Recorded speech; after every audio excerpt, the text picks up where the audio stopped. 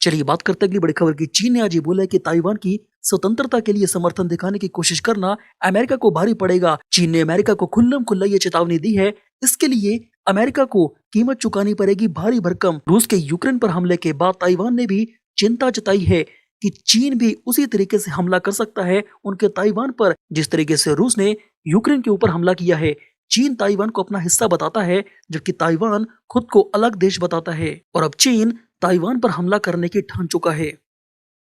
चलिए बात करते हैं अगली बड़ी खबर की। रूसी राष्ट्रपति व्लादिमीर पुतिन को लेकर एक बहुत ही बड़ी खबर सामने आई है। बताया गया है कि न्यूक्लियर अटैक यानी कि परमाणु हमले की अटकलों के बीच रूसी राष्ट्रपति पुतिन ने अपने सारे परिवार के लिए सेफ लोकेशन पर उन्हें पहुंचा दिया है।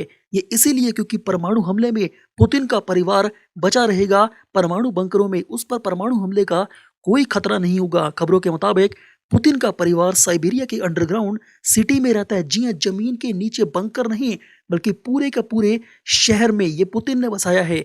आपको बता दें कि पुतिन के परिवार पर परमाणु हमले का कोई भी असर नहीं होगा इस अंडरग्राउंड सिटी में। रूस के राष्ट्रपति पुतिन के आदेश के बाद उसके भूमि, वायु और समुद्री परमाणु पनडुब्बियां भी हाई अलर्ट पर हैं परमाणु बम फेंकने के लिए।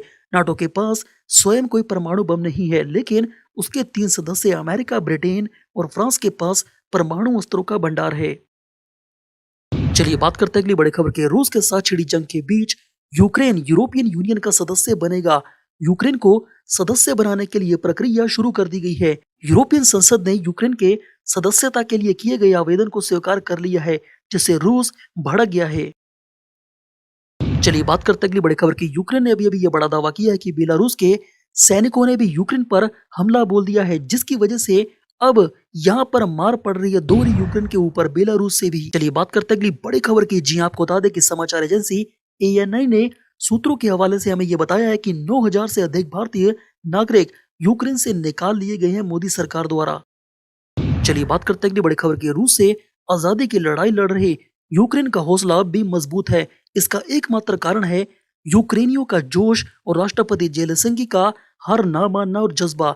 यूक्रेन के राष्ट्रपति जेलेंस्की ने यूरोपीय संसद में जोशीला भाषण देकर सभी को दंग कर दिया। यहां तक कि ट्रांसलेशन करने वाली महिला एंकर भी वहां पर रो पड़ी। संसद में मौजूद सभी सदस्यों ने उन्हें तालियों के साथ स्टैंडिंग ओवेशन दिया। जेलेंस्की ने यह बोला कि हम अपनी जमीन, यूक्रेन और अपनी आजादी के लिए लड़ रहे हैं, जबकि रूस एक हिटलर की तरह बिहेव कर रहा है। हम अपने हक के लिए खड़े हैं, लड़ रहे हैं। यूक्रेन का हौसला अभी पस्त नहीं हुआ है। हम आखिरी दम तक, आखिरी सांस तक मोर्चा संभाले रहेंगे। यूक्रेनियों ने दिखा दिया पूरी दुनिया को कि हम किसी से कम नहीं है। फ्रीडम स्क्वायर पर रूसी मिसाइलों से हुए हमले का जिक्र करते हुए जेलेंस्की ने यह बोला कि पुतिन ने बच्चों को भी बख्शा नहीं है, उन्हें भी मार दिया है। वो हिटलर की तरह है। रूस को एक आतंकवादी देश तुरंत घोषित कर देना चाहिए। चलिए बात करते हैं अगली बड़ी खबर की। रूस के खिलाफ हो सकती है एक बहुत ही बड़ी कार्रवाई।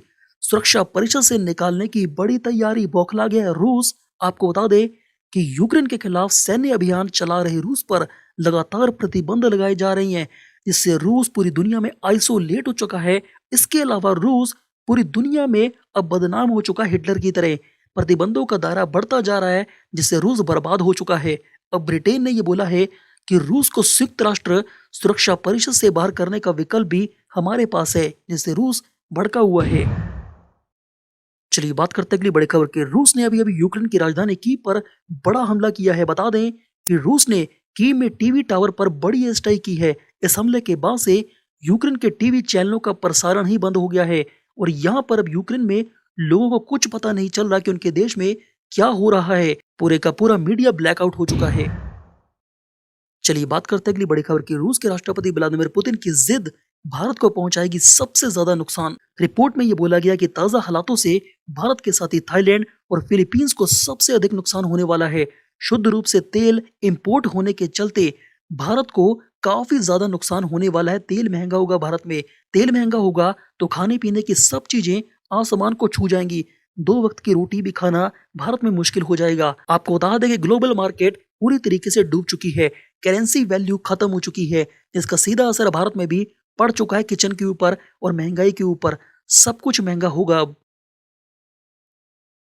चलिए बात करते हैं अगली बड़ी खबर की। पाकिस्तानी सांसदों के एक समूह ने गिलगित बाल्टिस्तान को प्रांतीय दर्जा देने के लिए संसद के ऊपरी सदन में एक विधेयक पेश कर दिया है। यूक्रेन और रूस की जंग के बीच भारत को उकसाया है पाकिस्तान ने। गिलगित बाल्टिस्तान को भारत अपना अभिन्न हिस्सा बताता है।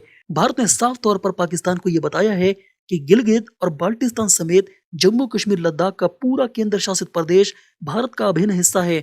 भारत का यह बोलना है कि पाकिस्तान की सरकार या उसकी न्यायपालिका का अवैध रूप से और जबरन कब्जे वाले पीओके पर कोई अधिकार नहीं है और तुरंत पीओके पाकिस्तान खाली करे।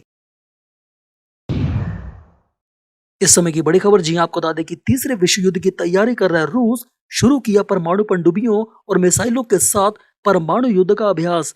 रूसी परमाणु पनडुब्बियों ने बेरिंट सागर में उतरकर अभ्यास की शुरुआत की है परमाणु युद्ध की।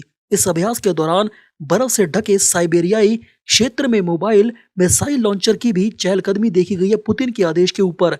यूक्रेन पर हमले के बाद पुतिन द्वारा अपने देश के परमाणु बलों को हाई अलर्ट पर रहने के आदेश देने के बाद ये परमाणु अभ्यास पनडुब्बियों द्वारा किए जा रहे हैं, जिससे दुनिया में तीसरे विश्व युद्ध का खतरा बढ़ गया है। चलिए बात करते हैं अगली बड़ी खबर की। यूक्रेन के खिलाफ युद्ध पर बोली रूस की जनता। बोले ये हमारे राष्ट्रपति पुतिन की सनक है, हम तो अमन चाहते हैं पूरी दुनिया में। रूस के लोग युद्ध नहीं चाहते हैं, वे खुद अपनी पुतिन की सरकार का विरोध कर रहे हैं, मगर उनकी सरकार पुतिन इस समय कुछ भी सुनने के लिए तैयार नहीं है। विरोध करने वाले अपने ही रूस के नागरिकों को रूसी पुतिन सरकार जेल में डाल रही है, उन्हें मार रही है। उनके विरोध को खत्म करने की कोशिश पुतिन कर रहे हैं। रूस की राजधानी मॉस्को सहित 53 शहरों में इस युद्ध के खिलाफ बड़े स्तर पर प्रदर्शन हुए हैं। चलिए बात करते हैं अगली बड़ी खबर की। महाशिवरात्रि के मौके पर सारा अली खान ने पोस्ट की फोटो। ट्रोल्स ने यह पूछा कि मुस्लिम होकर ऐसा काम करती हो, शर्म नहीं आती शिव की पूजा करते।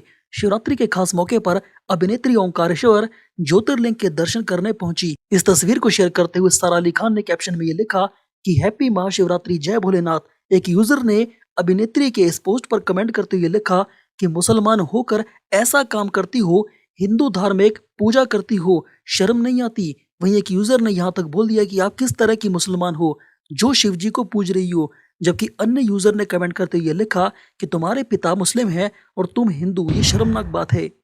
चलिए बात करते हैं अगली बड़ी खबर की। जी आपको बता दें कि कमर्शियल एलपीजी गैस के सिलेंडर की कीमत 2000 रुपए पार कर चुकी है। आपको बता दें कि 105 रुपए दाम बढ़ गए सिलेंडर की। रूस और यूक्रेन के बीच चल रही जंग का असर अब साफ साफ भारत में दिखने लगा है। अब भारत में ईंधन की कीमतें लगातार बढ़ रही हैं। होटल के साथ ही अन्य व्यावसायिक प्रतिष्ठानों में खाना बनाने वाली जगह पर उपयोग किए जाने वाले 19 किलो के व्यावसायिक यानी कि कमर्शियल गैस सिलेंडर के दाम 105 रुपए बढ़ गए हैं प्रति सिलेंडर।